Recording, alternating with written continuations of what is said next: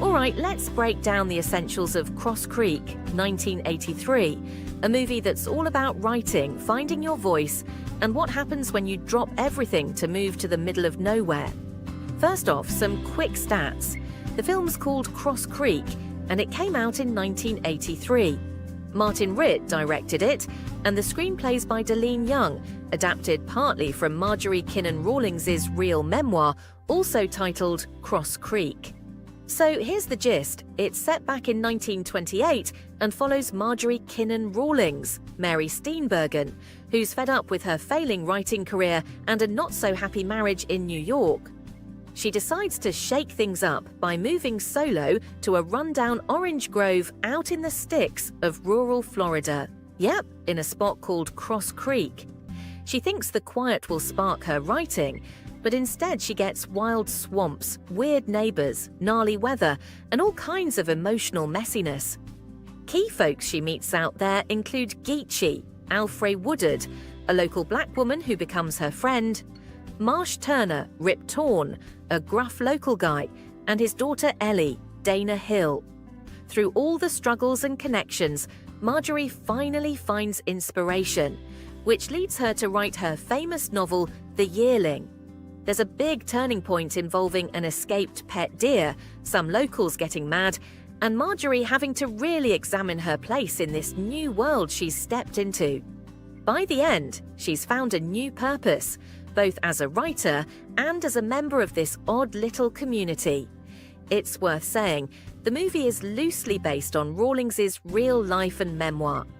A lot of stuff gets changed or dramatized for movie's sake. For example, in real life, her move to Florida and her marriage are more complicated than in the film. At the box office, not so hot. Even the director said Middle America probably isn't that jazzed about stories of tortured writers. Critics were more positive. It's around 61% on Rotten Tomatoes. Awards: 4 Oscar nominations. Supporting actor for Rip Torn, supporting actress for Alfre Woodard, costume and score. It even made it to the Cannes Film Festival, pros and cons pros. The acting, Rip Torn and Alfre Woodard especially, got a lot of love. The Florida scenery, absolutely gorgeous, totally immersive. It's got some deep stuff about writing, community and finding yourself. Cons. Some critics thought it was a bit too glossy or sentimental for a story about messy real life in the swamp. Commercially, a flop, so not a ton of people saw it. If you're a stickler for true stories, know that the movie takes major liberties with the facts. Lasting impact. Today, Cross Creek isn't super well known. It slipped under the radar thanks to its box office results. But if you're into literary adaptations, movies about writers, or stories where the setting becomes as important as any person, it's totally worth checking out. Random facts and trivia. Marjorie's real-life husband, Norton Baskin, actually shows up in a tiny movie cameo. Filming wasn't glamorous. They fought through swamps and humidity just like Marjorie did. Although based on her memoir, lots of stuff is made up or reworked for extra drama.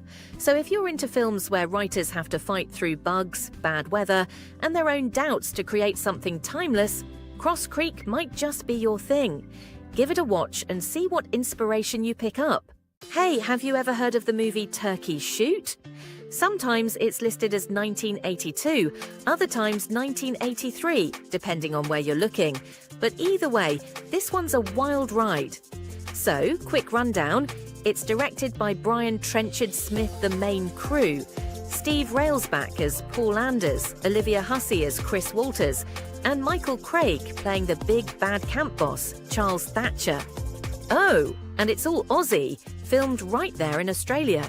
You're looking at about 93 minutes of dystopian, sci-fi, action exploitation madness.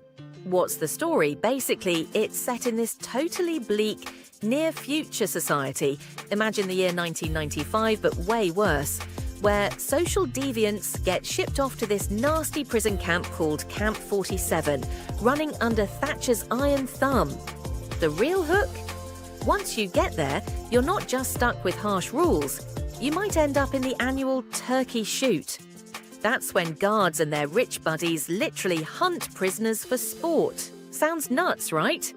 What follows is torture, desperate escape attempts, chaotic jungle chases, and the big camp showdown. Let's talk style. Turkey Shoot is all about dystopia, authoritarian vibes, and seriously over-the-top action. The director called it 1984 meets the camp on Blood Island, where they played the most dangerous game. Long story short, prisoners running for their lives, hunters totally out for blood. There's graphic violence, lots of style, and it definitely doesn't shy away from the whole so bad it's good thing. Some people call it trash. A lot of others think it's cheesy genius. Plus, it fits right into that whole Australian Ozploitation scene from the late 70s and 80s. Cheap, wild, and totally unfiltered. Behind the scenes, oh, it was a mess. Made under Australia's 10BA tax incentive scheme, which honestly just meant more wild genre films got made, the shoot had money problems, crazy schedules, script rewrites on the fly, heaps of second unit filming, and a ton of stock footage just to stretch the action. The National Film and Sound Archive, NFSA, even points out how they used random plane crash footage to pull off a big action scene, just squeezing the most out of what they had. Now, the reception, when it came out, it did about $1.2 million at the US box office, with a smaller opening weekend. Critics at the time hated it for being so violent and trashy. Like, here's a real quote: "A catalogue of sickening horrors. The actors involved should have been ashamed for appearing in such trash." That's harsh, but you know what? Over time, it's become a cult classic. Horror forums love it for being gloriously trashy. It gets referenced a lot when people talk about exploitation flicks and Aussie genre movies. The director himself says it's satirical, just hidden under all that over-the-top genre excess. People even liked it enough to remake it in 2014. Go figure. Now, why should you care? If you love digging into movie techniques, Turkey Shoot's a goldmine. There's loads to analyse. How it sets up that oppressive dystopia with uniforms and bleak colours. How it plays with violence. Is it joking, serious, both? And how the human hunting plot says stuff about power, class and survival. And honestly, even though it's campy, you could ask, what does Turkey Shoot say about media, violence as entertainment, or even government power? There's a bit more going on if you look past the blood and explosions. So if you're into 80s movie madness and want more cult faves, subscribe to Movies of the 80s. Turkey Shoot is definitely one you'll want on your watch list. Ready to go deep on some weird 80s horror? Let's check out Mortuary, a slasher flick from the late 70s, early 80s, with a heavy dose of supernatural and occult weirdness on top. First things first, Mortuary is usually tagged as a 1982 release, but you'll also see some folks say it hit theatres in '83. Either way, we're looking at that sweet spot for cheesy horror. It was directed and co-written by Howard Avidis, with Marlene Schmidt helping out as producer-co-writer. Money-wise, it pulled in about $1.72 million here in the States, and maybe as much as $4.3 million worldwide, depending on who you ask. Not a mega hit, but not bad for a bargain basement slasher. Here's a quick and spoilery rundown. The movie opens with Christie's dad, Dr. Alan Parson, face down and dead in the family pool. Mom thinks he just had an accident, but Christie's not buying it. On the side, there's this other thing. Greg and his buddy Josh sneak into the town's mortuary, run by the Andrews family, to jack some tires, because their boss hasn't paid them. While they're snooping around, they stumble on this straight-up bizarre occult ritual led by Hank and some women in robes. Surprise, surprise, Josh gets axed by a hooded killer. After that, Christie starts having some truly creepy nightmares and sleepwalking episodes. Plus, she keeps seeing the mysterious killer lurking around. Greg steps up to help, and both start poking around, getting more suspicious of everyone. Hank, Paul, and even Eve. The big twist, turns out Paul, that's Bill Paxton's character, is obsessed with Christie, like really obsessed. And there's dark stuff going down tied to her dad's death and the mortuary's odd goings-on. The movie hits its wild finale in the mortuary's embalming warehouse, in the middle of a no-joke evil ritual. Mortuary tries to stand out from the usual early 80s slashers by tossing in seances, creepy hooded ceremonies, and everything you'd expect from a funeral home setting. Think body coolers, embalming tools, and tight claustrophobic spaces everywhere. The whole thing has this cool low-budget photography style, thanks to Graver, with a few shots that actually look way better than you'd expect from a movie like this. You also get typical 80s stuff, teens stealing car parts, scenes set at the roller skating rink, and some truly questionable fashion choices. And Christie's sleepwalking. That adds some trippy, wait, is this real or is she dreaming? Tension. Classic horror move, but it works. What did people think? Let's be real. Critics did not love this movie. Rotten Tomatoes has it around 29%, and that's with like barely any reviews. But even the haters admit it's weirdly entertaining. Bill Paxton kind of steals the show with his wild performance, and a lot of horror fans remember this as one of those so bad it's good gems. For collectors, it's kind of a hidden gem. There was a limited Blu-ray, only 1,200 copies, and a DVD release with bonus stuff for hardcore fans. Want more 80s movie nostalgia? Hit subscribe on Movies of the 80s and get ready for deep dives, trivia, and all the VHS vibes you can handle. Merry Christmas, Mr. Lawrence, Japanese title Senjo no Meru Kurisumasu, is a striking 1983 war drama directed by Nagisa Oshima, known for pushing boundaries, as in the realm of the senses. Co-written with British screenwriter Paul Myersberg and based on Lawrence van der Post's POW memoir, it centres on the culture clash and human resilience of Dabidof Ithiwaidi prisoners in a Japanese camp. An international effort with production from Japan, the UK and New Zealand, the film was produced by Jeremy Thomas of The Last Emperor fame. Most shooting took place in 1982 on Rarotonga, a remote Polynesian island, and included some scenes at a New Zealand boarding school. The casting is legendary. David Bowie is Rebel Major Jack Selliers, selected after Oshima saw him on Broadway. Ryuichi Sakamoto from Yellow Magic Orchestra plays Captain Yonoi and composed the iconic score, while Japanese comedian Takeshi Kitano makes his serious film debut as Sergeant Hara. Tom Conti plays the diplomatic Lawrence. The film's blend of Japanese and English amplifies its cultural themes. Sakamoto's music, especially the main theme and Forbidden Colors, lyrics by David Sylvian, became classics, with the score winning a BAFTA. The film premiered at Cannes in 1983 and remains Oshima's most accessible work outside Japan. Plot summary, spoilers, Java, 1942. A grim Japanese POW camp is run by Bushido-driven Captain Yonoi, Sakamoto, haunted by his past.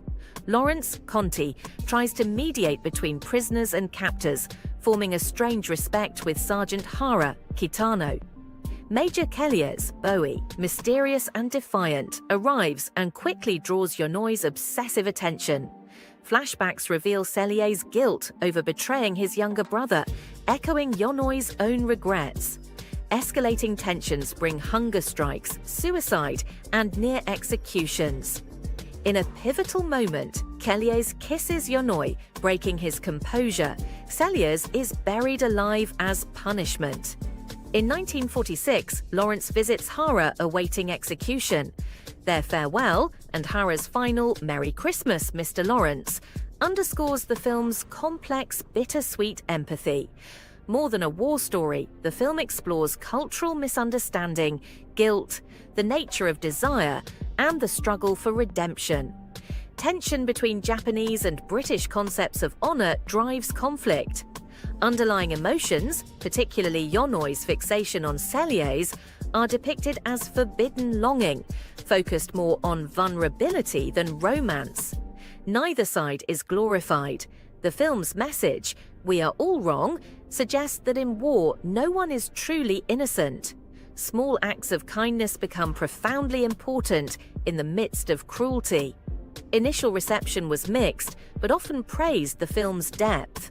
Today, it holds an 86% Rotten Tomatoes rating, celebrated for the performances, especially Bowie, and Sakamoto's music. Critics admired its willingness to delve into sexuality and humanity during war, unusual in W202 films. The story is rooted in real W202 history. Japanese POW camps were notoriously harsh, and the film accurately shows cultural shocks and brutal punishments inspired by actual practices. Oshima took liberties, including the Yonoi-Celliers dynamic, but the film powerfully depicts both dehumanization and surprising moments of connection. In short, if you want a war movie that's complex, haunting, and weirdly hopeful, with an unforgettable score, put Merry Christmas, Mr. Lawrence on your list. Want more 80s movie nostalgia? Subscribe to Movies of the 80s. Ever heard of Stryker? It's this wild 1983 Filipino action flick that's basically one of the many low-budget Mad Max knockoffs that popped up in the early 80s after George Miller's The Road Warrior got huge. Stryker's a quick watch, around 85 minutes or so, and it's got all the stuff you're expecting. Futuristic vibes, desert car chases, gunfights, people fighting over water, the works. The story's set in a nuked-out future where water's more precious than gold, and everyone's running around in leather, fighting for what little's left. So what's the plot? Basically, there's this badass woman named Delha, part of a secret Amazon tribe with access to an underground spring. She gets nabbed by the evil warlord Cardis, who's trying to torture the location out of her. Cue Stryker, the mysterious silent anti-hero who jumps in with his buddy Bandit to save the day. They manage to hijack one of Cardis's water tankers, bust out Delha, and set off a chain of chaos that ends in all-out war between the good guys and the baddies. There's a tiny side story about Stryker's estranged brother Trun, some lightweight romance, and even a squad of friendly dwarves who owe Stryker big time. It's kind of all over the place, but hey, lots of stuff blows up. In terms of production, Santiago's classic move was to focus more on crazy set pieces than an actual script, and you can tell. The scenery does sell that wasteland aesthetic, and there's plenty of leather outfits and cheap explosions. Honestly, it's cheesy as hell, but that's part of the charm. The movie's violent, got some nudity, and made about $1.7 million in the US, which is pretty decent for a grindhouse-type movie. Now, let's be real. Critics absolutely trashed this movie. It holds an 11% on Rotten Tomatoes. Variety called it a grade D imitation, and the Pittsburgh Press didn't hold back either, calling it revolting and insane. So don't go in expecting a masterpiece. Still, some fans dig it for being laughably bad in a fun way. There are tanks, wacky Star Wars-like dwarves, and more explosions than you'd ever need. Think of it as drive-in schlock for people who love that 1980s B-movie vibe. A few fun facts. Parts of Stryker ended up in a later film called Water Wars. If you're into seeing actors in wild outfits, keep an eye out for Andrea Salvio in some very 80s leather shorts. Honestly, Stryker is basically a poster child for those silly post-apocalyptic knockoffs that littered the 80s. It isn't remembered for breaking new ground, but more for being accidentally hilarious and totally over the top. Niche movie buffs still talk about it online, sharing trailers and rating it as fun, if you're in the right mood for something dumb and explosive. So if you're into forgotten grindhouse gems, or just want to see what low-budget sci-fi looked like in 1983, Stryker's a great time capsule. Just don't expect it to make a ton of sense. Sit back and enjoy the crazy ride. Like and subscribe to Movies of the 80s for more 80s movie nostalgia. Hey there, ever heard of Lonely Hearts? It's this quirky little Australian romantic comedy drama that first came out back in 1982, even though some folks say 1983 because of the international release. Directed by Paul Cox, it's really not your typical Hollywood love story. Basically, you've got two lonely people who meet up through a dating agency, and what follows is a sweet mix of awkwardness, laughs, and some surprisingly tender moments. The movie's about an hour and a half long, give or take, and it's rated R, mostly because it tackles some grown-up themes. So here's the plot. Peter Thompson, played by Norman Kay, is a pretty eccentric, middle-aged piano tuner who's lived most of his life looking after his elderly mom. Once she passes away, Peter's left totally alone and not sure what to do with himself. In a moment of desperation, he signs up with a dating agency. That's where Patricia, Wendy Hughes, comes in. She's a shy bank clerk in her 30s, just moved out from her parents' place, and is seeing a psychiatrist to figure out how to deal with her loneliness. Their first few dates, super awkward. Peter's a bit of an oddball, he even shoplifts sometimes for kicks, while Patricia is quiet and way too nervous. But as they spend more time together, you start to see them open up and actually care for each other. It's all really genuine and low-key, with none of those over-the-top dramatic moments you usually see in romance movies. Instead, it's all about how hard and brave it can be to reach out to someone new. The main cast is pretty awesome. Wendy Hughes totally nails Patricia's nervousness, while Norman Kay is perfect as the eccentric but sweet Peter. Watching these two together, you actually start rooting for them. They've got great chemistry. As for the making of the film, it was done on a tiny budget, about $69,000, and shot over 6 weeks in Melbourne. Paul Cox got his first real paycheck as a director from this one, $30,000. And the movie's got this real, everyday vibe because of all the ordinary locations they used. So how was it received? Actually, people really liked it, especially in Australia. Critics loved how real and funny it was, and the performances got a lot of praise. It's sitting at about 6.9 out of 10 on IMDb, not too shabby for a little indie film. Some viewers did find it slow or a bit odd, but others thought it was super heartwarming. One person even called it highly recommended. And it didn't go unnoticed either. Lonely Hearts won the 1982 Australian Film Institute Award for Best Film and got nominated for a bunch of other awards, including Best Director and Best Actress for Wendy Hughes.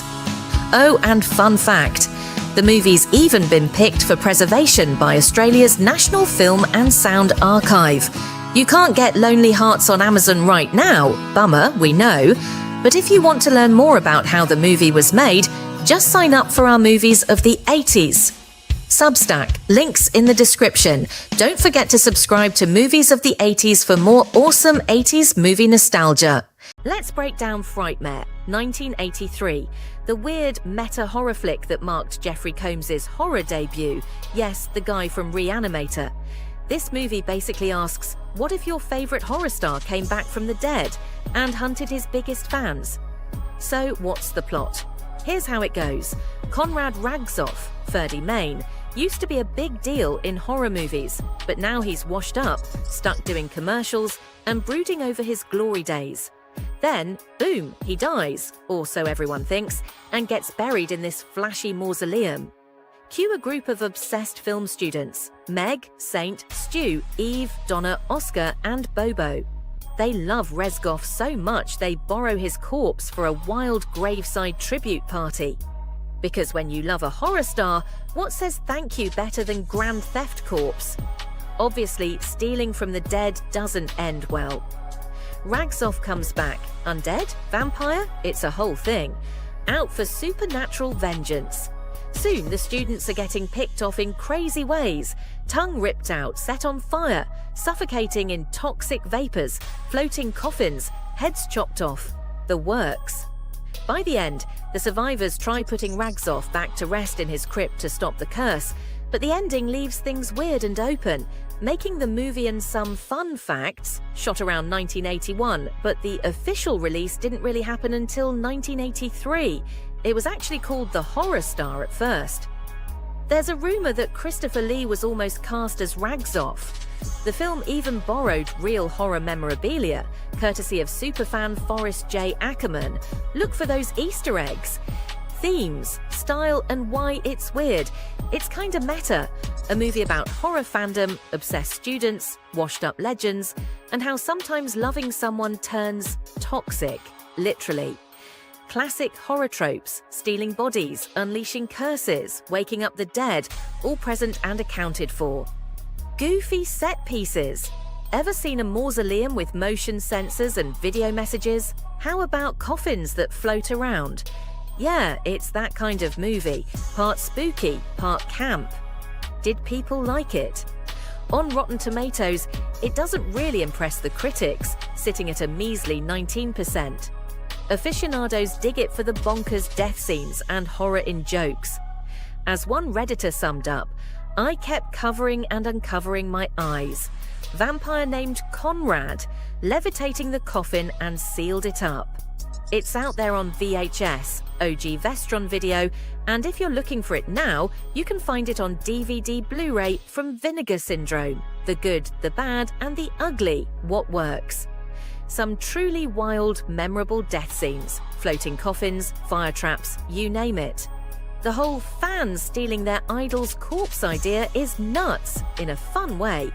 Ambitious setups for a cheap B-movie, tombs, video screens, supernatural mayhem. What doesn't? The story can be a mess, weird pacing, thin characters, and some killer motivations that don't really add up. Sometimes it drags, and if you're here for plot, well, you're really just here for the kills. Production values are, budget conscious. The acting and effects show those dollar store origins. Want more 80s movie nostalgia? Hit subscribe to Movies of the 80s and get your fix of retro weirdness. Hey there, horror fans! Ever heard of the 1983 flick Nightmares? It's this wild American horror anthology directed by Joseph Sargent that'll keep you on the edge of your seat. Basically, it's 4 different scary stories all packed into one movie, each with totally separate casts and crazy twist endings. Fun fact, these were supposed to be episodes for a TV show, but the folks in charge thought they were way too intense for TV and threw them up on the big screen instead. Let's break down the 4 stories. First up, Terror in Topanga. A housewife, played by Christina Rains, just has to get her cigarette fix, even with a killer loose in her neighborhood. It's got that classic slasher movie suspense, definitely not the night for a smoke run. Next, The Bishop of Battle. This one's about a teenage arcade whiz, Emilio Estevez, yeah, that Emilio, who gets totally sucked into this creepy video game. He's obsessed with reaching the 13th level, only to find out it's a game that plays back. You'll love the old-school CGI-style effects. Then there's The Benediction. It's about a priest who's having a major faith crisis. He hits the road, hoping to leave his troubles behind, but then a demonic black pickup starts hunting him down out in the desert. It's got some spooky supernatural vibes and a touch of religious weirdness. Last but not least, Night of the Rat. Picture this. A suburban dad thinks he can handle everything himself, including the giant, super smart rat terrorizing his family's house. But there's way more going on with this rat than meets the eye, trust me. Now, a little on the production side, Nightmares was a Universal Pictures joint, dropped in September '83, and honestly, it didn't make a ton of money at the box office.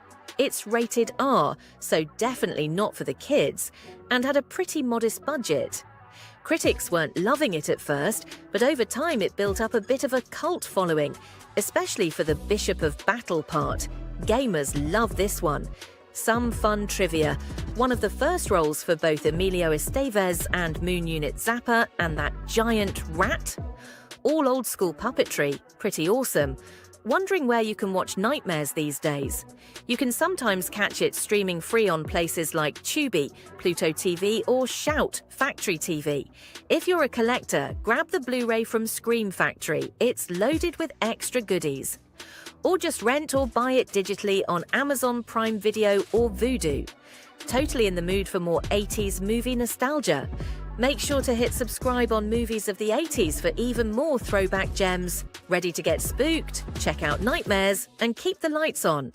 Hey, movie lovers, have you heard of Heat and Dust? It's a British romantic drama from 1983. Yeah, one of those gorgeous Merchant Ivory films. You know, the ones with all the sweeping shots and dramatic love stories. James Ivory directed it, Ismail Merchant produced, and the screenplay's by Ruth Prower Jabvala. It's actually based on her Booker Prize-winning novel, so you know the story's going to be good. So, what's it about? Well, the movie jumps between two storylines, both set in India but separated by a few decades. First, we've got 1923. Olivia Rivers, played by Greta Scacchi, is this young, beautiful and seriously bored wife of a British colonial officer, Christopher Cazenove. She's stuck in a tiny fictional outpost called Satipur, where all the British rules are suffocating. Then she meets the charismatic Nawab, that's Shashi Kapoor, a local prince. Let's just say sparks fly, scandals erupt, and Olivia's life will never be the same. Now, fast forward to the 1980s. Olivia's grandniece Anne, Julie Christie, heads to modern India to dig into her aunt's history. With a stack of old letters and a curious spirit, Anne ends up basically following in Olivia's footsteps, uncovering old secrets and, in true Merchant Ivory fashion, finding herself along the way. This movie is all about big themes: East versus West vibes, forbidden love, cultural clashes, and women breaking away from what they're supposed to do. If you love films that mix heady romance with lush visuals and killer music, this one's for you. Speaking of visuals, shout out to the movie's cinematographer, Walter Lasserly, and the beautiful score from Richard Robbins. And the cast, it's stacked. Julie Christie and Greta Scacchi are fantastic. Shashi Kapoor is magnetic. And you even get a small role from famed tabla player Zakir Hussain. The critics ate it up too. Ruth Prower Jabvala scored a BAFTA for Best Adapted Screenplay, and the film even premiered at Cannes. Some folks say it's a little slow, but honestly, that's part of the charm if you're into Merchant Ivory classics like A Room with a View and Howard's End. Want to check it out? As of 2025, you can stream Heat and Dust on Criterion Channel or Amazon Prime, grab it on Blu-ray or DVD through Criterion, or catch it on TCM or BBC iPlayer if you're in the UK. And hey, if you're craving more 80s movie nostalgia, don't forget to subscribe to Movies of the 80s. So, Deathstalker 1983. Ever heard of it? It's this super low-budget, over-the-top sword and sorcery flick that's basically everything that made 80s fantasy movies wild. Think muscle-bound heroes, dark magic, tons of violence, and way more nudity than you'd expect. Alright, what's it all about? Deathstalker, yep, that's the main guy's actual name, is a wandering tough guy in some crazy, violent world full of monsters, witches, and totally bonkers warlords. This old witch sends him on a quest to round up 3 magical MacGuffins, an amulet, a chalice, and a sword. Bring them together, ultimate power. Cue dramatic music. Deathstalker ends up at this ridiculous tournament hosted by a super evil sorcerer called Munkar.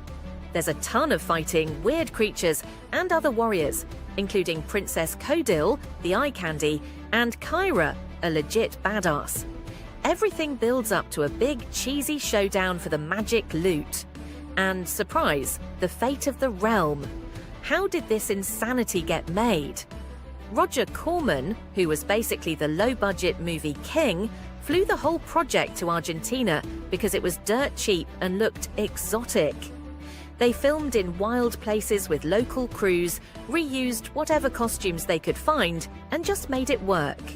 Yeah, the editing is kinda rough, some of the effects are laughable, and you'll probably spot those props in like 3 other movies. But that's half the charm, honestly. So what's the vibe? Deathstalker is messy, but in a fun way. Think loads of awkward nudity, trash talk, fights that look like drunken brawls, and creatures that probably cost $20 to make. Gratuitous everything, nudity, sex, violence, you name it. Dialogue that's so bad it's awesome, monster designs that make you grin, just overall sleazy, sweaty post-Conan energy. Basically, if you want prestige, look elsewhere. What about the legacy? Even though critics seriously trashed it, Deathstalker got huge on VHS and late-night TV. It's the movie you watch with your buddies just to point and laugh. Good news, it spawned 3 sequels, each one goofier than the last. Deathstalker 2, Duel of the Titans, 1987, goes full comedy, because why not? Deathstalker and the Warriors from Hell, 1988, the original Deathstalker comes back. Deathstalker 4, Match of Titans, 1991, it keeps going.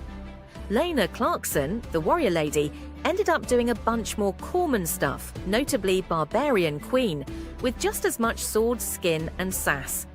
People still love these movies for their so bad it's good vibes. It's peak 80s cheese and proud of it. Reception?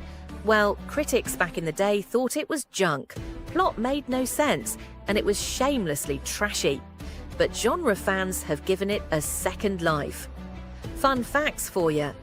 Deathstalker is part of Corman's Argentina cycle. He shot a bunch of similar movies down there to save a buck. Lana Clarkson did almost all her own stunts. It's landed on both worst movies ever made and must-see 80s fantasy lists. The hero's sword pops up in a bunch of other Corman flicks, sharing the love. It's been spoofed by Elvira and loads of movie riffing shows, because honestly, how could you not? So yeah, if you like your fantasy wild, weird, and more than a little sleazy, Deathstalker is the cult classic you didn't know you needed. Grab some friends, order a pizza, and let the ridiculousness roll. Want more 80s movies nostalgia? Subscribe to Movies of the 80s. Let's talk about Sweet 16. It's a wild little slasher mystery from 1983 that mashes up teen drama, old-school horror vibes, and has a surprisingly sharp commentary on small-town racism. It was Jim Sotos' third movie, after a martial arts doc and a gritty revenge flick, so he brought some edge to the table. Filmed mostly out in dusty, rural Texas, Sweet 16 oozes that isolated, sun-baked West Texas feeling. And the score, thanks to Ray Ellis and Tommy Vig, is this cool blend of suspenseful synths with a hint of folk, playing up the Native American themes running through the plot. Now, despite the posters, which basically scream slasher flick and show off a barely dressed teen with the taglines, "Why are all the boys dying to meet Melissa?" or "What terrors are released when a girl turns sweet 16?" Sweet 16 isn't your typical bloodbath. Instead, it plays out like an American version of those Italian giallo movies. It's more interested in keeping you guessing about the killer than in racking up a super high body count. The whole movie happens within about a week, leading up to the main character's Sweet 16 birthday. That means everything feels kinda claustrophobic and tense. And yeah, it's got its problems, but Sweet 16 rides that early 80s slasher wave. Think rural Friday the 13th, but with more focus on racism, buried secrets, and family drama than just piling up bodies. Plot-wise, it centers on 15-year-old Melissa Morgan, Elisa Shirley. She's the new girl in a Texas town that doesn't exactly roll out the welcome mat, mostly because her dad's an archaeologist digging up Native American artifacts, which rubs the locals the wrong way. Melissa's dealing with mean girls, awkward boys, and being totally friendless thanks to her family always moving. Then the local dudes who flirt with her keep getting stabbed. Everyone's a suspect. Racist rednecks, her own weird family, even the local Native American crew working at the dig site. Sheriff Dan Burke, Bo Hopkins, and his daughter Marcy, Dana Kimmel, try to untangle everything in time for Melissa's big birthday barbecue. One thing that really works is the cast. It's packed with B-movie regulars and some rising stars, most of whom probably signed on for a quick payday. Highlights: Elisa Shirley makes a splashy, slightly awkward debut. Bo Hopkins does his usual gruff sheriff thing and totally grounds the movie. Susan Strasberg and Patrick McNee brings old-school charm as the archaeologist dad. Watch out for Dana Kimmel as the sheriff's Nancy Drewish daughter. Making the movie wasn't exactly smooth. Sotos shot Sweet 16 on the cheap, using 16mm film for that raw, low-budget look. Some scenes are so dark you'll wonder if it's on purpose or just old film stock. The script wasn't really finished, so a lot of the dialogue was just made up on the spot, and there are plot holes you could drive a truck through. Release-wise, Sweet 16 barely got out there. It opened in a couple of small towns in Alabama and Mississippi, and then Detroit, but never had a big national run. It lived on as a minor home video rental, usually shoved in with silly party movies on VHS. No big box office numbers, but it made enough to keep the lights on. The critics totally split. Some called it a sloppy mess with a desperate cast. Others liked the twisty mystery and fun performances. Dana Kimmel's screaming gets special love. Audiences today are mixed, too. Some think it's charmingly weird, others say it's boring and a bit icky with its underage nudity. The way it handles racism and Native American stereotypes is, honestly, pretty clumsy and feels uncomfortable today. Plus, all the marketing around Melissa's Lolita angle was weird, even for the 80s. In the end, Sweet 16 is totally a cult oddity, overshadowed by way bloodier and better-known 80s slashers, but it still finds fans who love its quirky mix of mystery, hidden secrets, and so bad it's good charm. Want more 80s movie nostalgia? Subscribe to Movies of the 80s. Revenge of the Ninja, 1983, is pure 80s B-movie goodness, one of those martial arts flicks that jump-started the whole ninja craze in America.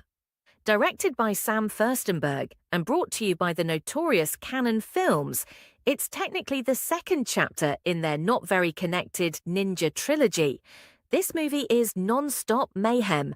There's over-the-top action, cheesy one-liners, handmade practical stunts, and a plot-juggling family revenge, drug smuggling, and shady ninja clans. Speaking of gold mines, this thing was made for just $700,000 but raked in over $13 million in the US, which is a sweet $38 million if you adjust for today's dollars. Cannon knew people were hungry for ninjas, and boy, did they deliver. So what's the story? The main dude is Cho Osaki, Shokosugi, a legendary ninja who just wants to chill in Japan until a rival clan wipes out his family. Yeah, the opening goes hard. Cho runs off to Los Angeles with his little son Kane and his awesome, wise grandma, opening an art gallery full of antique dolls.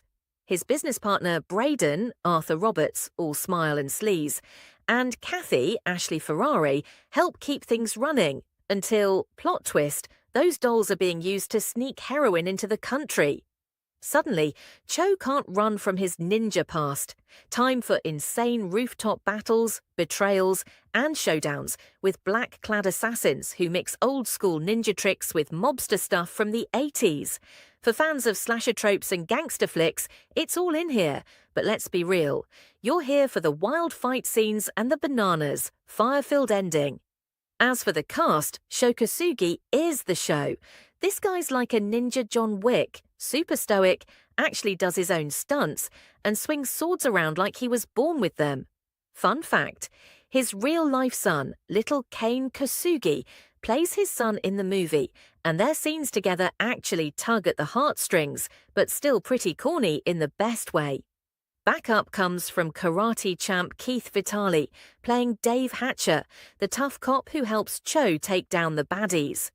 There's also Virgil Fry as Dented Dime, the goofball detective for laughs, plus Arthur Roberts cranking up the ham as Braden. He doesn't do his own ninja stuff, that's a stunt guy. Then there's Mario Gallo as Kaifano, chewing scenery as the mob boss who seems straight out of Goodfellas, and Grace Oshita as Grandma, doling out pearls of wisdom like a style coach. Even Professor Toru Tanaka drops in as a giant sumo enforcer, and he almost steals the show. Look, nobody's taking home an Oscar here. The acting is as over the top as the action. Kosugi barely cracks a smile, and some of the dialogue is pure camp. Only a ninja can stop a ninja. But it just adds to the fun. Production-wise, Canon Films cut every corner imaginable. They planned to film in LA, but it got too pricey, permits and cops and whatnot. So they packed up and landed in Salt Lake City, Utah, where everything was dirt cheap and they could pretend it was California, just ignore the snowy rooftops in LA. Director Furstenberg had 28 days, non-union crews, and Kosagi himself helping with ninja knowledge. Hands down, the highlight is the rooftop finale, which took 2 whole weeks to film and nearly bankrupted their pyrotechnics fund. Real stunts, helicopter shots, and not a lick of CGI, just pure, unfiltered chaos. Plus, the soundtrack goes full synth and taiko, so 80s it hurts in a good way. Revenge of the Ninja dropped in theaters in September 1983, riding the big ninja trend and doing way better than anyone expected. $13.2 million US box office, and tickets flying off the shelves worldwide, like 333,000 in West Germany alone. The home video and streaming eras just made it more legendary, and you can still find it today on Tubi, Netflix, and fancy new Blu-ray releases. Critics were never wild about this one. Variety said it was entertaining action-wise, but missed bigger stars and real locations. Rotten Tomatoes sits at a mere 58% audience score, and Metacritic's even grumpier with a 32/100.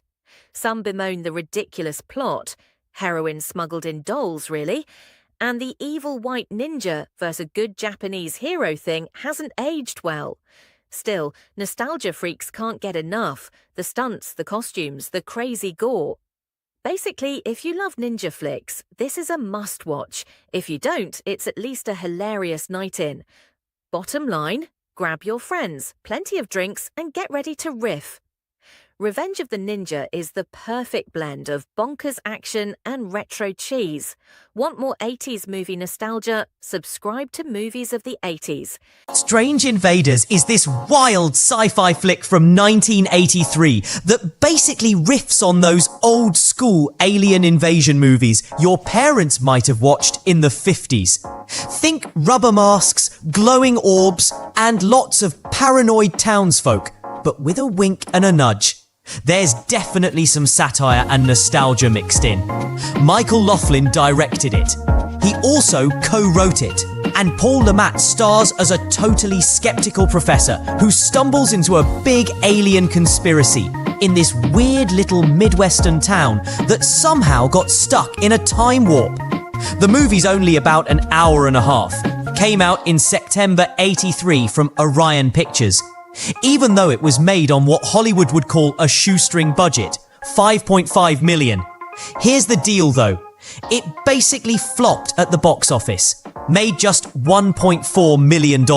And that kind of killed Laughlin's dreams of making more strange movies. But you know how it goes with cult classics. Over the years, enough people got into the quirky effects and all the fun shout-outs to old films like Invasion of the Body Snatchers that it kinda found its tribe. So what's it about? The movie bounces between the 50s and the 1980s. Back in '58, Centerville, Illinois, a picture-perfect small town, is suddenly invaded by aliens who zap people into these blue glowing orbs and replace them with look-alike skins. Fast forward to 1983. This Columbia University professor, Charlie Bigelow, Paul Le Mat, gets a weird message from his ex about a funeral in Centerville.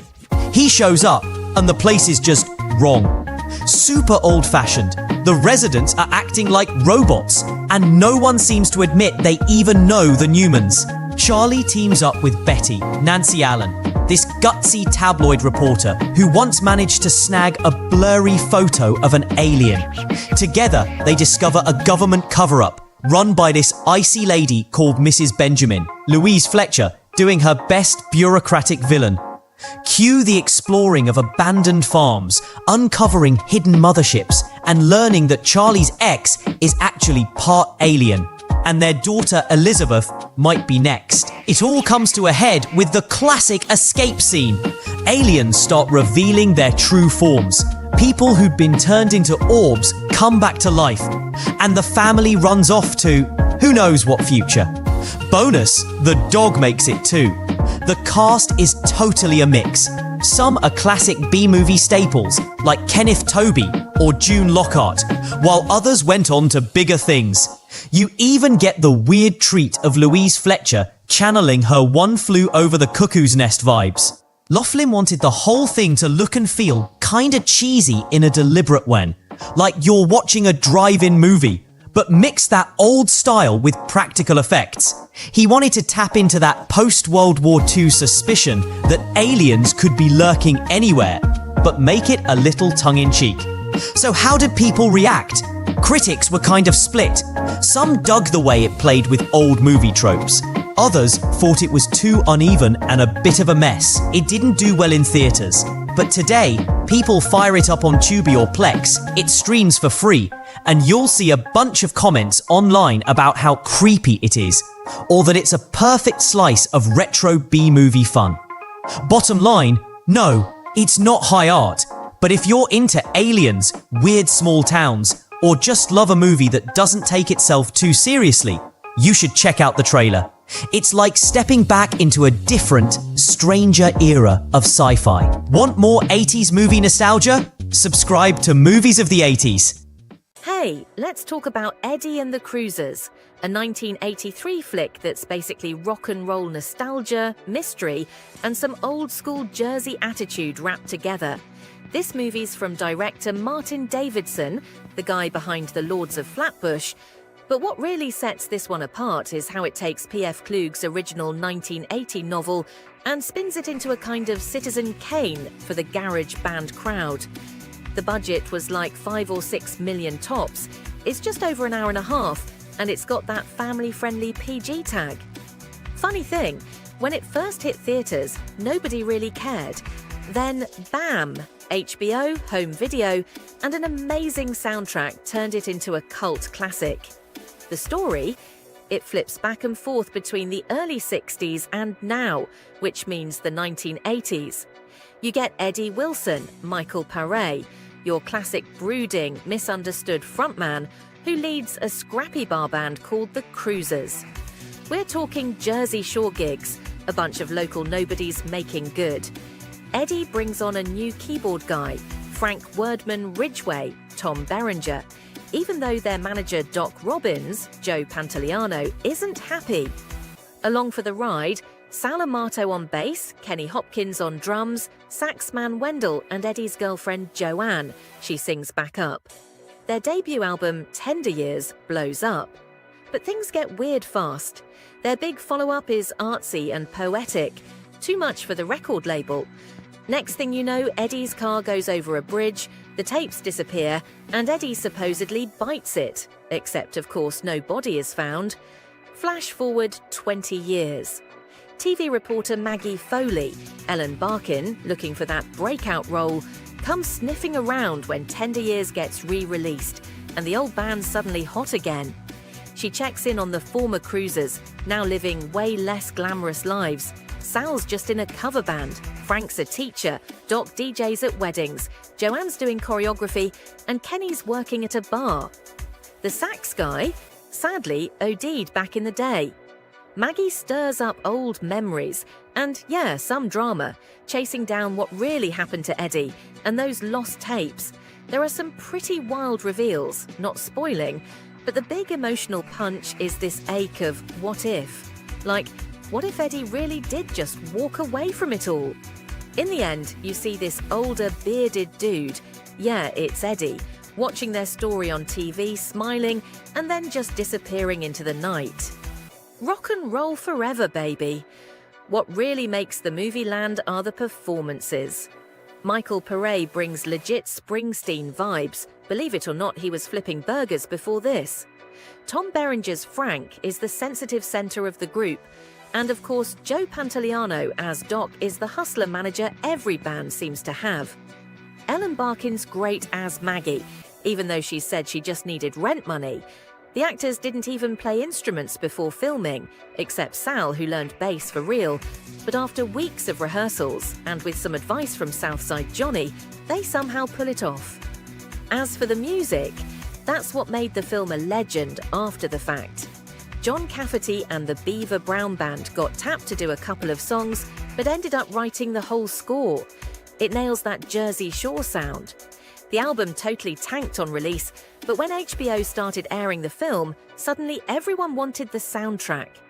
Quadruple platinum. On the Dark Side is the hit, but Tender Years and Boardwalk Angel are solid too. Even though critics shrugged it off back in the day, fans stuck around. Roger Ebert gave it 2 stars and thought Eddie's character was boring, but fans on Letterboxd and IMDb call it a hidden gem.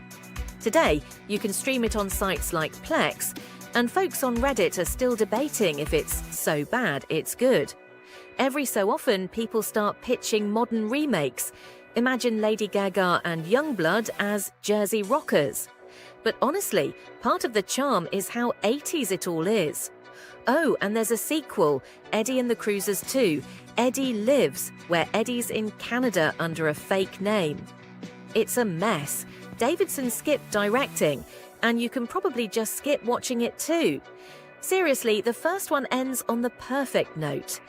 If you've ever dreamed of being a rock god, or just love movies about music misfits and heartbroken dreamers, Eddie and the Cruisers is totally worth a watch. Who knows? Maybe you'll still believe rock and roll can save your soul, even if you have to fake your own death to make it happen. Hey there, horror fans! Let's talk about a wild one. Pieces, originally called Mil Gritos, Tiene la Noche, which translates to The Night Has 1,000 Screams. This 1982 Spanish-American slasher flick is the definition of cult classic, especially if you love your horror a little unhinged. So what's the story? Well, director Juan Piquer Simón just threw American slasher and Italian giallo cliches into a blender, hit puree, and served up 85 minutes of bonkers kills, ridiculous plot twists, and as much gratuitous nudity and gore as you could ask for. Honestly, the dubbing is terrible, the plot makes no sense, and the sleaze level is off the charts. But that's exactly why this thing still packs out midnight movie theatres and horror festivals. Let's break down this masterpiece of insanity. Warning, spoilers ahead, but trust us, it's impossible to spoil a movie this nuts. We kick off in 1942. Little Timmy's mum catches him putting together a sexy jigsaw puzzle he found in his dad's stuff. She loses it, tells him to burn his toys, so little Timmy axes her to death, saws her up, and hides the bits in a closet before acting all innocent when the cops show up. Cut to 40 years later on a supposedly Boston campus. Hint, it's Spain. Suddenly, girls start turning up dead, chainsawed, chopped or sliced by a mystery killer in a trench coat and fedora. What's the deal? He's building a real-life woman puzzle out of co-ed body parts to recreate his dead mum. Don't ask, just go with it. Now there's Dan Bracken, a grumpy cop, his dopey partner Holden yelling, "Bastard!" Every 5 minutes, a suspicious groundskeeper, undercover tennis pro Mary, which is hilarious since she's never played tennis before, and more random suspects than you can count. The killer gets bolder, the plot gets messier, and you can forget about logic. By the end, we figure out the Dean is grown-up Timmy. He gets gunned down, and then his stitched-together corpse mum leaps from a bookcase for a final nut punch. The audience goes wild, or groans, either way. Let's talk cast. We've got Christopher George as the world's most exasperated cop. This was his last major gig before he died. Real-life wife Linda Day George as Mary the tennis pro, and a whole mess of Eurocult legends, all dubbed with the worst, maybe best voice work you've ever heard. Seriously, some lines become memes on their own. There's even Bruce Lee, a Bruce Lee knockoff, shoehorned in for a random kung fu scene that makes no sense whatsoever. Behind the scenes, it was a genuine low-budget operation. Filming took 5 weeks in Spain, with the Boston bits being just stock footage. The gore, all practical effects, real animal guts and abattoir blood, which got the movie on the UK's Video Nasty banned list. When Pieces dropped in 82, Spain, and 83, US, it actually made a solid run at the box office. especially at grindhouse cinemas and drive-ins. Because let's be real, that audience loves a good chainsaw kill. VHS and bootlegs kept it alive, especially when the UK ban made it forbidden fruit. Modern horror fans have rediscovered it thanks to fancy Blu-ray re-releases, streaming spots like Shudder, and horror festivals that know a good crowd pleaser when they see one. The reviews, critics trashed it, gross out extravaganza, and stupid little picture are some of the kinder descriptions. But fans have elevated pieces to legendary WTF status. Now it's praised for precisely the things that made critics cringe: over-the-top deaths, absurd logic, and wild energy. If you're a gorehound, it doesn't get much better. If you love 80s horror, nonsensical plots, and a movie that never stops to catch its breath, Pieces is your next must-watch. Pair it with Slugs for more semen madness, or The Burning for a chainsaw double feature. Is it high art? Heck no! Is it a bloody, brain-melting good time? Absolutely! So, horror fans, what's your favourite so bad it's amazing slasher moment? And seriously, bastard, don't miss Pieces. For more 80s movie nostalgia, subscribe to Movies of the 80s. Hey, ever heard of Last Plane Out? Don't worry if you haven't, it's a hidden gem, well sort of, from way back in 1983.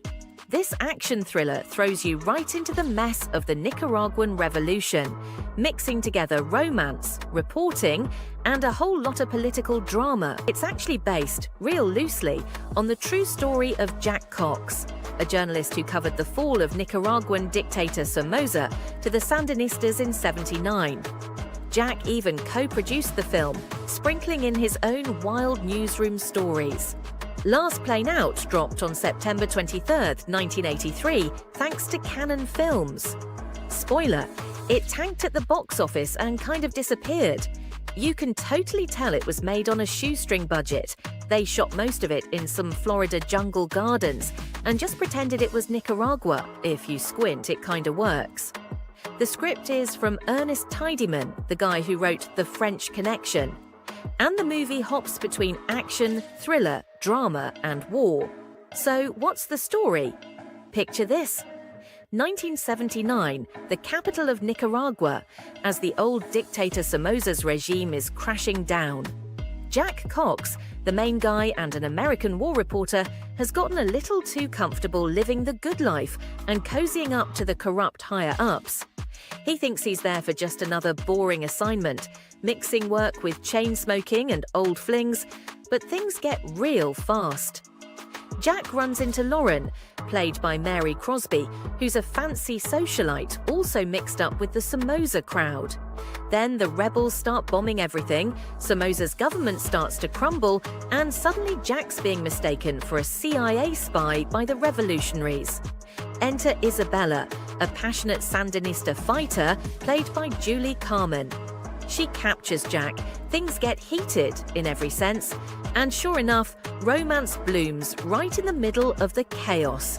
The ending? Total mayhem. Shootouts at the airport, betrayal, desperate escapes. Somoza jets off, the rebels take charge, and Jack's left to choose between getting out or following his heart. It's like an 80s version of Casablanca, except way rougher around the edges, and the politics are, not exactly subtle. So who's in this thing? Mostly TV folks dipping into the movie world. Jack Cox, Jan Michael Vincent, the Airwolf guy from the 70s, Isabella, Julie Carmen, she played Gloria in Gloria, Lauren, Mary Crosby, Dallas, plus she's Bing Crosby's kid. Why did Cannon Films even make this thing? The early 80s were big on scary stories from Central America, post-Iran hostage crisis nerves, and they wanted in. They shot fast, kept it cheap, did most of the action in Florida, so the jungle's kind of fake, and Jack Cox basically double-checked the political details, though history definitely gets a Hollywood makeover. Budget? Under $3 million.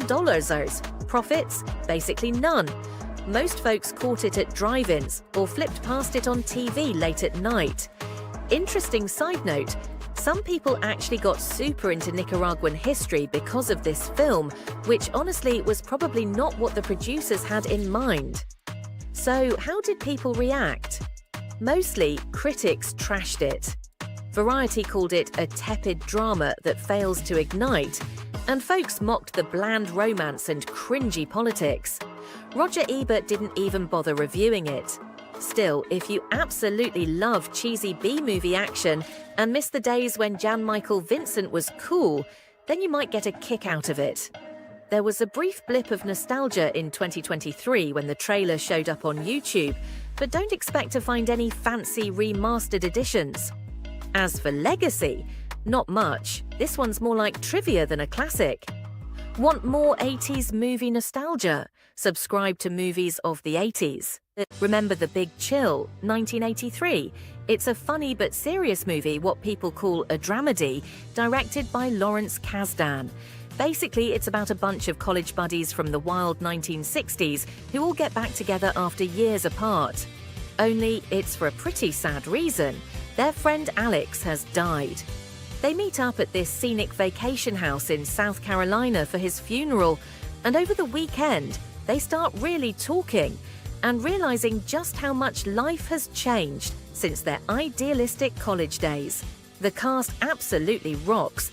You've got Tom Berenger, Sam, Glenn Close, Sarah, Jeff Goldblum, Michael, William Hurt, Nick, Kevin Kline, Harold, Mary Kay Place, Meg Tilly, Chloe, and Jo Beth Williams, Karen.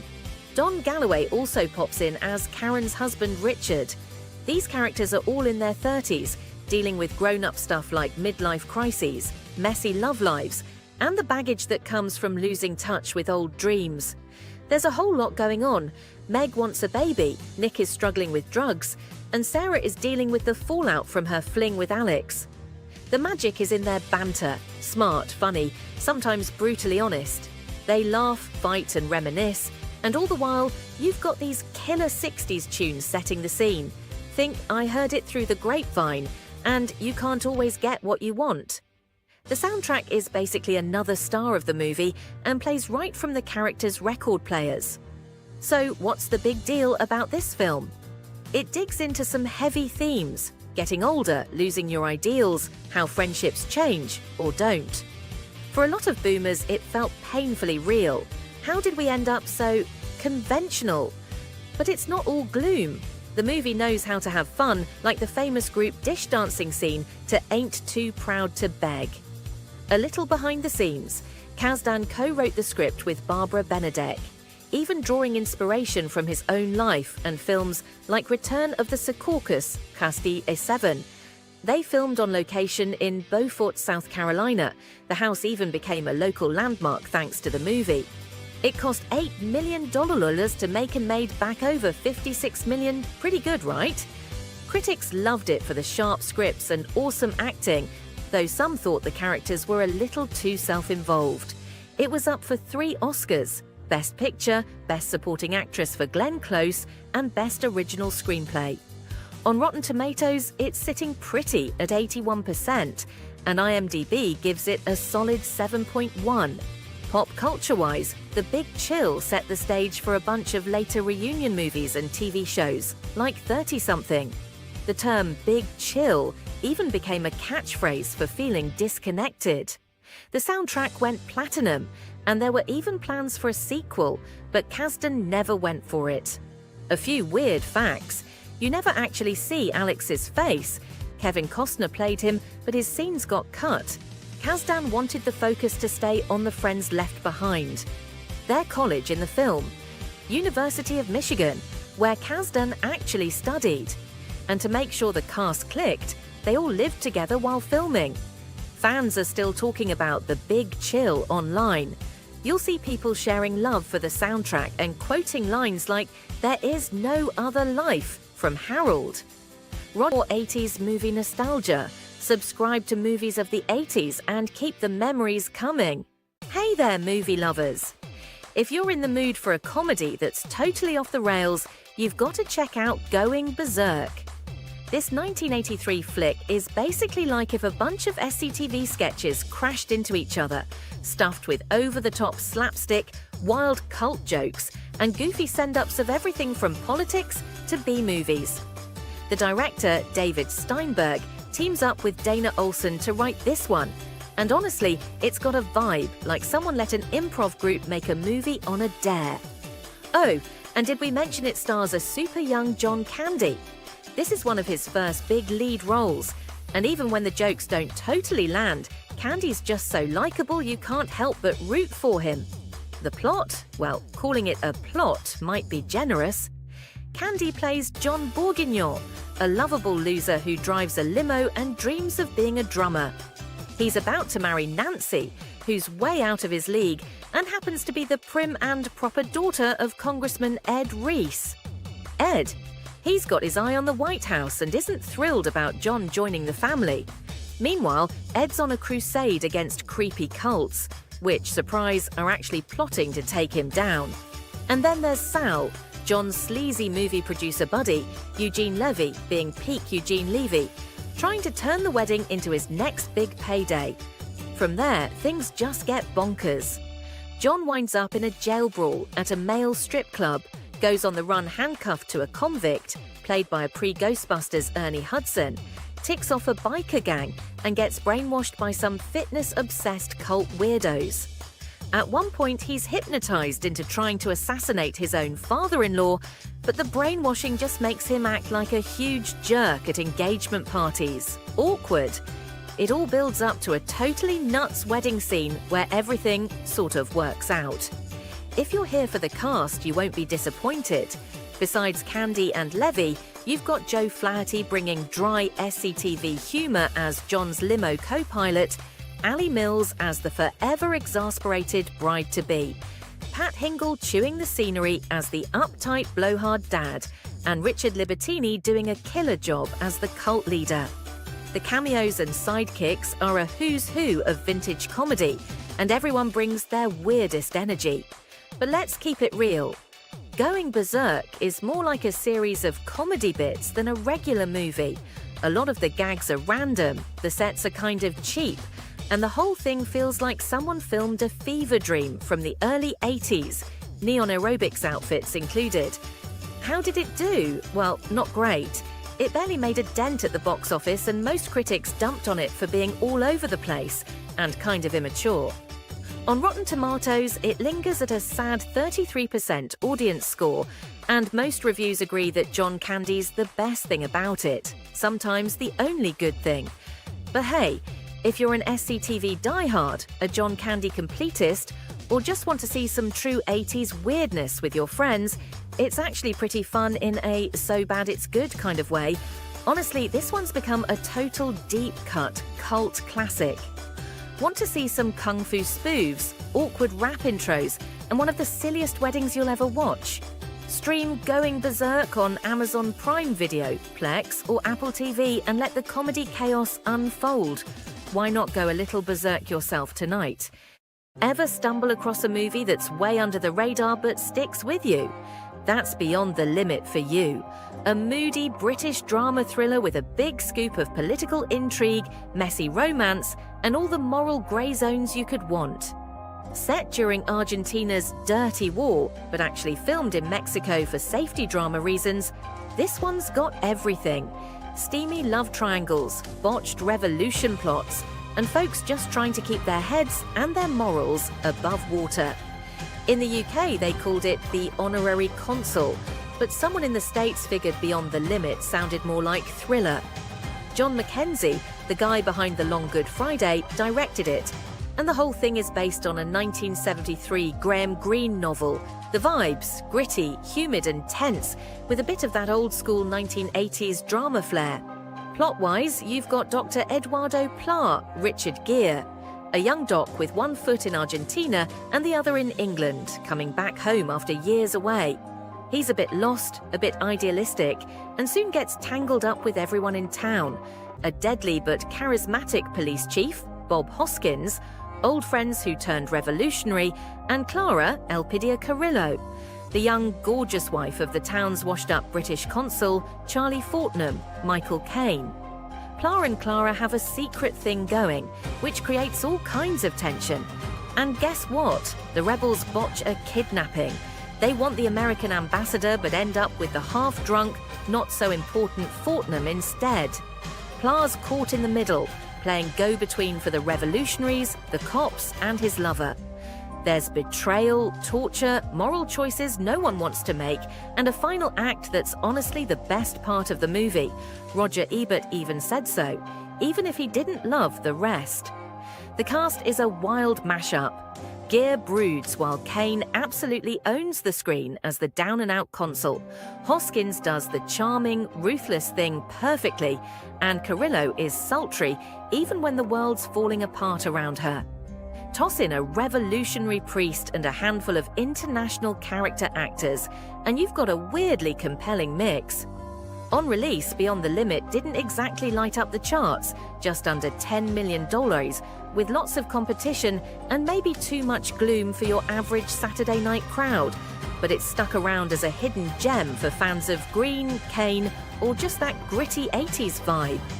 Find it on free streaming services like Tubi, or hunt down a rare old DVD for your shelf. So what did folks think? Reviewers were split. Some found it slow and remote, others praised Caine's quietly awesome performance and the gut punch ending. Gere's required sex scene got some eye rolls, and his accent, well, let's just say not his best work. But all the drama, politics, and doomed romance make it worth a look if you like moody, grown-up thrillers. Did you know? Caine and Carrillo both got BAFTA nominations, and Carrillo later kicked butt in Predator. Paul McCartney's theme is a collector's treat. As of now, you can still catch it streaming: Tubi, Prime Video, YouTube, the usual suspects. Physical copies are tough to find. Bottom line, if you're into movies that nearly fall apart but save themselves with a killer ending and some real-deal acting, Beyond the Limit is your hidden 80s treat. Drop in for political tension, stay for Michael Caine being quietly brilliant, and then recommend it to your film geek pals who think they've seen everything. Want more 80s movie nostalgia? Subscribe to Movies of the 80s. Looking for a wild ride through 80s Hollywood drama? Let's talk about The Lonely Lady, 1983, directed by Peter Sasdy and based on Harold Robbins' juicy bestseller. Pia Zadora stars as Jerilee Randall, a young woman hell-bent on making it big as a screenwriter, even if it means facing all the sleaze, betrayal, and heartbreak Tinseltown can throw at her. So, what's the story? Jerilee starts out with stars in her eyes and a writer's award to her name. She marries Walter Thornton, Biff Elliott. He's a screenwriter too, who's all supportive until he realizes she's got some real talent of her own. And then his jealousy torpedoes the marriage. Hollywood isn't exactly welcoming either. Jerilee runs into every brand of creep you can imagine: predatory directors, pushy producers, and even a manipulative lesbian actress, Carla Romanelli. She tries to find love. Hey, George Ballantyne, played by Jared Martin. But it's all manipulation and heartbreak. But Jerilee doesn't quit. She deals with some heavy stuff: divorce, abortion, a nervous breakdown, even a stay in a sanitarium, before finally making her mark with a hit screenplay called Second Chance.